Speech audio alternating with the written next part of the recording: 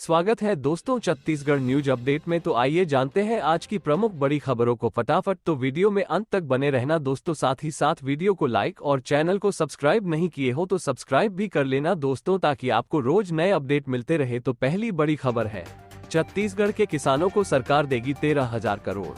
जशपुर में सीएम साय बोले 12 मार्च को मिलेगी धान खरीदी की अंतर राशि। छत्तीसगढ़ के किसानों को धान खरीदी की अंतर राशि 13,000 करोड़ रुपए 12 मार्च को ट्रांसफर किया जाएगा। जशपुर जिले में एक कार्यक्रम के दौरान सीएम विष्णुदेव साय ने इसका ऐलान किया है। सीएम साय ने पत्थलगांव में लिंक कोर्ट शुरू करने की घोषणा भी की। सीएम ने यहां गिरी गोवर्धन पर्वत के लिए सुगम सीसी मार्ग निर्माण के लिए 32 लाख, फरसाबहार में सांस्कृतिक मंडप के लिए 10 लाख, शिव मंदिर से कासाटोली तक के निर्माण के लिए 12 लाख देने की भी घोषणा है। छत्तीसगढ़ के किसानों से सरकार ने धान 3,100 रुपए में खरीदने का वादा किया था। अब अंतर की राशि देने के लिए सरकार ने बजट में प्रावधान किया है। प्रदेश के किसानों को ये राशि कृषि उन्नत योजना के तहत दी जाएगी। छत्तीसगढ़ में समर्थन मूल्य पर अब तक की सबसे बड़ी धान की खरीदी हुई है।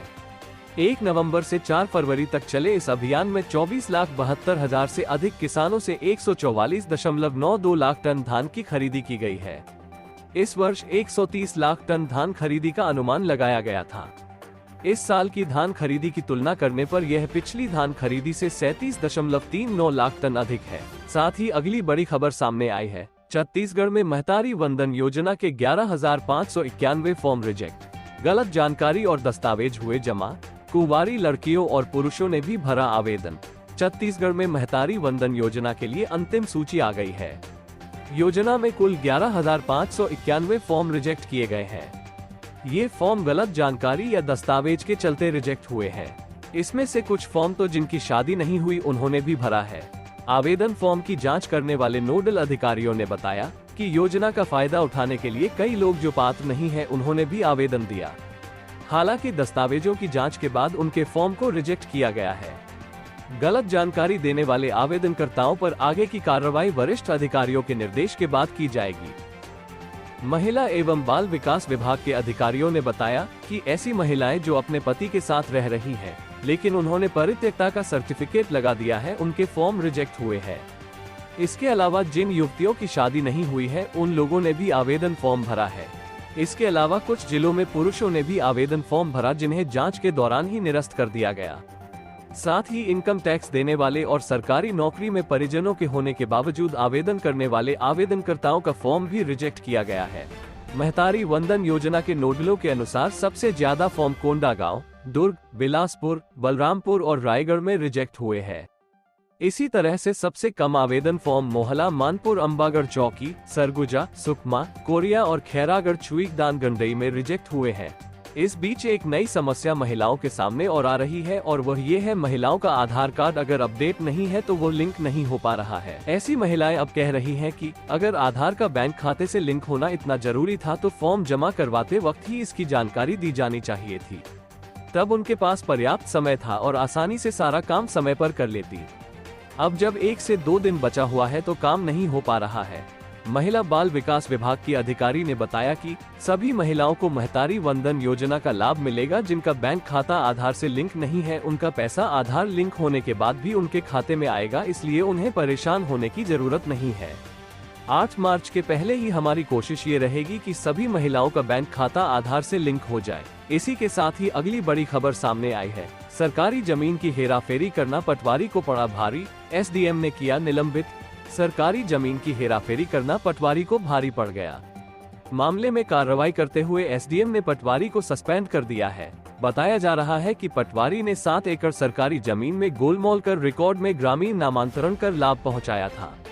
यह मामला बिलासपुर जिले के तखतपुर अनुभाग क्षेत्र के ग्राम बेलपान का है। एसडीएम वैभव कुमार क्षेत्रज्ञ ने प्रकरण को संज्ञान में लेकर तलब करते हुए हल्का नंबर 12 के पटवारी जितेंद्र ध्रुव को किया निलंबित। एसडीएम ने आदेश में दोबारा संशोधन करते हुए भूमि को सरकारी रिकॉर्ड में दुरुस्त किया। साथ ही संबंधित ग्रामीण किसान भूमि से बिक्री किए गए धान की बिक्री राशि वसूल करने के निर्देश दिए। पटवारियों की गड़बड़ी पर लगातार हो रही कार्रवाई से राजस्व विभाग में हड़कंप मच गया है। राजस्व कर्मी अपने अपने हलके के रिकॉर्ड को दुरुस्त करने में जुटे हुए हैं। तखतपुर क्षेत्र में पटवारियों की लापरवाही थम नहीं रही है। वर्तमान में पदस्थ पटवारी को हल्के से हटाकर दीपिका शर्मा को प्रभार दिया गया है। गौरतलब है कि जमीन में गड़बड़ी करने के मामले पर अब स्थानीय लोग दोषी पटवारी और अन्य पर एफआईआर की कार्रवाई को लेकर मांग और इंतजार कर रहे हैं। हालांकि ये घटना बेलपान क्षेत्र के लोगों के बीच चर्चा में है। साथ ही अगली बड़ी खबर सामने आई है, नक्सलियों ने फिर खेली खून की होली। शादी कार्यक्रम में गए भाजपा नेता को चाकू से हमला कर उतारा मौत के घाट। छत्तीसगढ़ के नक्सल प्रभावित क्षेत्र बीजापुर से बड़ी खबर सामने आई है। एक बार फिर से नक्सलियों ने कायराना करतूत करते हुए भाजपा नेता पर जानलेवा हमला कर मौत के घाट उतार दिया है। घटना से इलाके में हड़कंप मच गई है। बताया जा रहा है कि शादी समारोह में शामिल होने गए जनपद सदस्य और सहकारिता प्रकोष्ठ समिति के संयोजक तिरुपति कटला पर नक्सलियों ने प्राणघातक हमला किया है, जिसमें वो गंभीर रूप से घायल हो गए और मौके पर ही मौत हो गई। ये पूरा मामला तियानार थाना क्षेत्र का है। बता दें कि प्रदेश के गृह मंत्री विजय शर्मा के शांति वार्ता प्रस्ताव के बीच नक्सलियों के स्मॉल एक्शन की टीम ने बड़ी घटना को अंजाम दिया है। हाल ही में गृह मंत्री ने नक्सलियों से बातचीत करने की पहल की थी। इस बीच आज माओवादियों ने जनपद सदस्य और सहकारिता प्रकोष्ठ समिति के संयोजक तिरुपति कटला पर धारदार हथियार से हमला कर हत्या कर दी। तिरुपति कटला शादी समारोह में शामिल होने तोयनार गांव गए हुए थे। समारोह से निकलते वक्त नक्सलियों ने बड़ी वारदात को अंजाम दिया।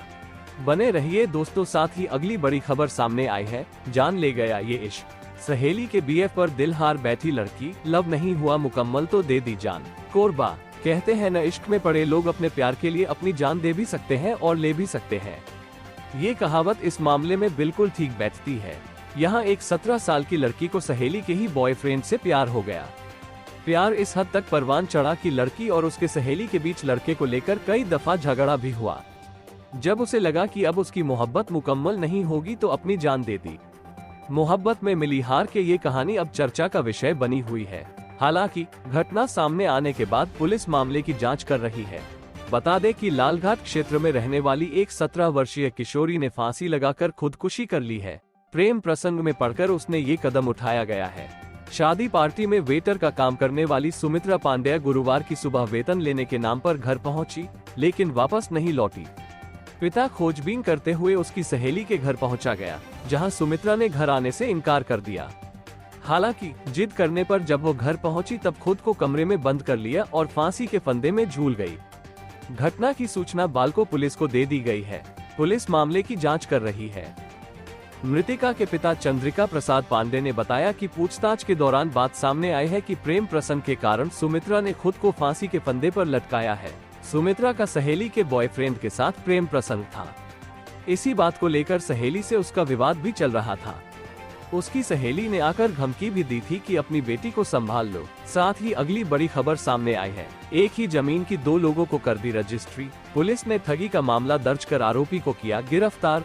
दुर्ग जिले में एक ही जमीन की 2 अलग अलग लोगों को रजिस्ट्री करने का मामला सामने आया है, जिसके बाद सिटी कोतवाली पुलिस ने आरोपी को गिरफ्तार कर उसके खिलाफ ठगी का मामला दर्ज किया है। दुर्ग सिटी कोतवाली प्रभारी महेश ध्रुव ने बताया कि खुर्सीपार भिलाई निवासी हुसैन 40 वर्ष ने मामले की शिकायत दर्ज कराई है। उसने बताया कि दुर्ग के पाटन ब्लॉक अंतर्गत ग्राम गब्दी निवासी गजेंद्र कुमार साहू 38 वर्ष ने उसके साथ धोखाधड़ी की है। गजेंद्र ने 11 मार्च 2014 को 0.21 हेक्टेयर जमीन को उसे 3 लाख रुपए में बेचा था। इसकी बकायदा उसने रजिस्ट्री कराई थी। इसके बाद उसने इसी जमीन का प्रमाणीकरण नहीं कराकर किसी दूसरे व्यक्ति के नाम पर भी रजिस्ट्री कर दी है। शिकायत पर जब पुलिस ने इस मामले की जांच की तो मामला सही पाया गया। इसके बाद पुलिस ने आरोपी गजेंद्र को गिरफ्तार कर लिया। उसे कोर्ट में पेश किया, जहां से आरोपी को न्यायिक हिरासत में जेल भेज दिया गया है। दुर्ग जिले में नए पुलिस अधीक्षक के आने के बाद ये पहला ऐसा मामला है जिसमें पुलिस ने शिकायत दर्ज कर आरोपी के खिलाफ कार्रवाई की है। जानकारी के मुताबिक सुपैला, स्मृति नगर, वैशाली नगर और जामुल सहित जिले के कई ऐसे थाने हैं जहां इस तरह की शिकायतें फाइल में बंद होकर धूल खा रही हैं। प्रार्थी थानों के चक्कर लगा रहे हैं। पुलिस जमीन का मामला बोलकर इस पर कोई ध्यान नहीं दे रही है। इससे धोखाधड़ी के आरोपी खुलेआम घूम रहे हैं। साथ ही अगली बड़ी खबर सामने आई है, लोकसभा चुनाव की तैयारी। रायपुर में 8 को मोदी, 9 को राजनाथ की साइंस कॉलेज मैदान पर आम सभा। रायपुर लोकसभा चुनाव का छत्तीसगढ़ में केंद्रीय मंत्री अमित शाह जांजगीर चांपा में सभा लेकर चुनाव बिगुल फूंक चुके हैं। अब प्रधानमंत्री नरेंद्र मोदी की 8 मार्च को रायपुर के साइंस कॉलेज मैदान पर आम सभा की तैयारी में है।